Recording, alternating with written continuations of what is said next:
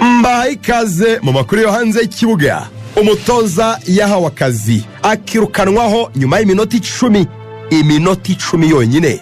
Ahari watekerezaga ko ubwo Seninga Innocent yirukanwaga na Musanze Football Club hagati mu mukino ku munota 63 ari byo birenze. Uwari utaramenya inkuru ya Leroy Rosenior. Uyu mutoza ni ufite agahigo ko kumara igihe gito mu kazi mu mateka ya ruhago y'Abongereza. Kwa 17 Gicurasi 2007 Rosenior yahawe akazi n'ikipe ya Torquay United. Yirukanwa nyuma y'iminota 10 yonyine. Jesus Christ. Uko byagenze, Rosenior yeretswe itangazamakuru nk'umutoza mushya ndetse asinya abanyamakuru bareba. Nyuma ya press conference, abaherwe baramutswe ikipe bamenyesheje Rosenior ko bagaruye mu kazi Colin Lee nka director wa football. Inyamara yaramaze iminsi mike yirukanwe n'ikipe. Director wa football yarafite ububasha bwo gushyiraho cyangwa se kwirukana umutoza. Ako kanya rero Colin Lee yahise akoresha ububasha bwa nyuma yirukana umutoza iminota 10 gusa nyuma yo kwerekwa itangazamakuru n'amakuru yo hanze y'ikibuga. Neymar yagarutse mu bihe bye ndetse yagarutse mu ikipe y'igihugu ya Brazil. Imikino 6 gusa muri Santos.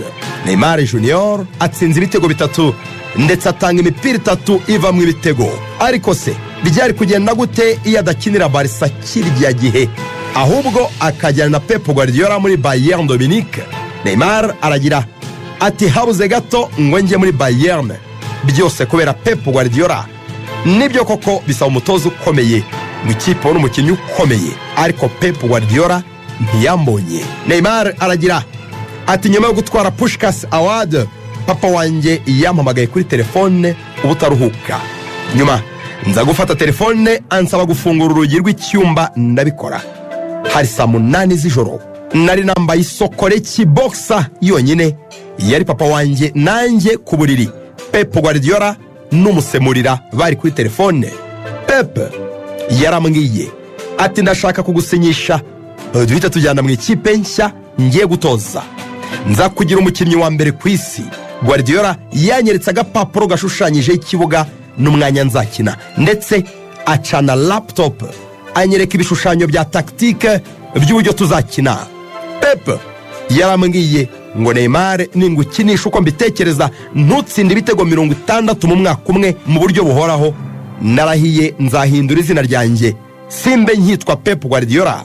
Neymar aragira ati narabyemeye. Ndamubaza ntariko se turasinyiriye ikipe? Guardiola ati ntabwo nayikubwira kuko itarabitangaza mu buryo butaziguye. Neymar yaramwemeje. Pep agera nyuma mubwira ko ikipe ari Bayern Dominique. Pep ati ndabizi n'umujyi ukonje cyane, ariko nzagufata neza uzaryoherwa ntacyo uzaba.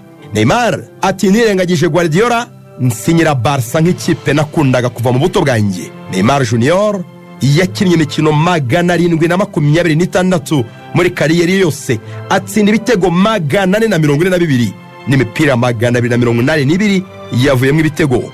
Uruhare rw'ibitego 724 mu mikino 726. Urebye neza nta mukino wo gupfusha ubusa kuri Neymar. Ni imibare kabije kuba myiza. Ushobora kwibaza Neymar wari gusanga Lewandowski, Thomas Müller, Robben na Ribery batozwa na Guardiola byara amateka. N'amakuru yo hanze y'ikibuga. Hanyuma se iyo Leta Zunze Ubumwe z'Abasoviete iza kubikira igihugu uyu munsi yari kubihagaze gute muri ruhago? Reka tubiganire. URSS yari igihugu mbere gushwanyukamo ibihugu byinshi mu 1991, hashize imyaka 34 gusa. Gusa nanone nticyaba igitekerezo cyiza kongera gukomatanya ibihugu 15 ngo bibe igihugu kimwe gusa. Gusa nanone reka turebe ko ikipe ya URSS yakaba imeze uyu munsi iramutse yongeye kuba igihugu kimwe. Dufatira mutsikinnye 3-4-3. Mwizamu hari benshi beza, abanya-Ukraine babiri, Anatoly Trubin na Andriy Lunin wa Real Madrid n'Umurusiya Safonov ukinira Paris Saint-Germain. Gusa bose ndabareka. Fata umuzamu Georgi Mamardashvili umunya-Georgia ukinira Valence. Bamyugariro batatu ni Mikolenko wa Everton, Ilya Zabarny wa Bournemouth, bombi bakaba abanya-Ukraine, ndetse na Kusanov wa Manchester City n'umunya-Uzbekistan.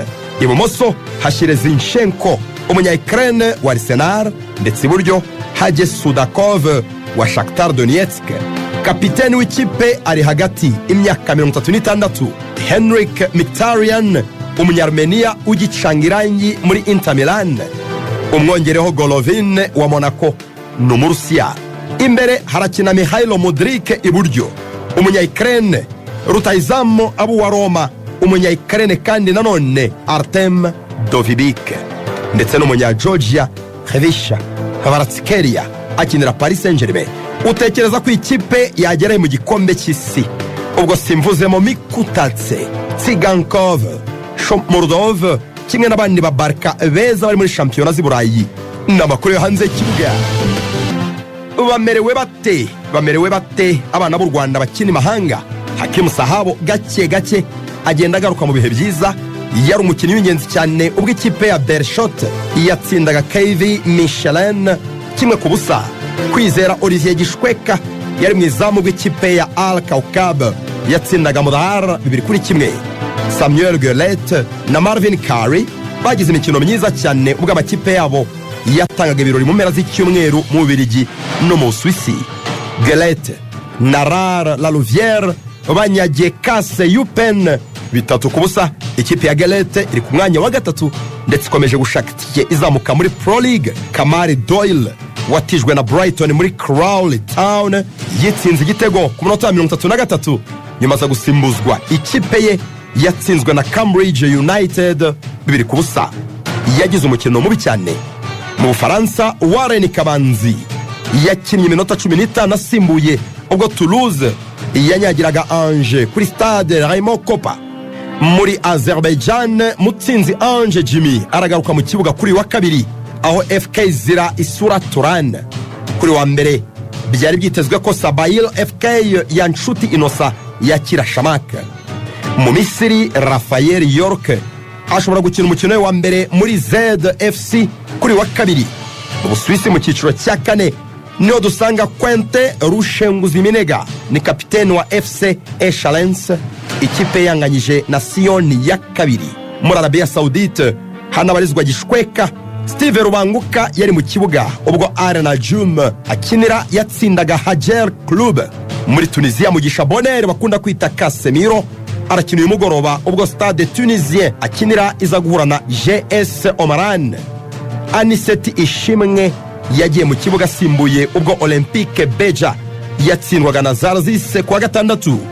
Muri Afurika y'Epfo, Ntwari Fiacre yongeye kurebera umupira kuri televiziyo kuko atari muri groupe ya Kaizer Chiefs yatsinzwe na Mamelodi Sundowns 1-0 kwa gatandatu.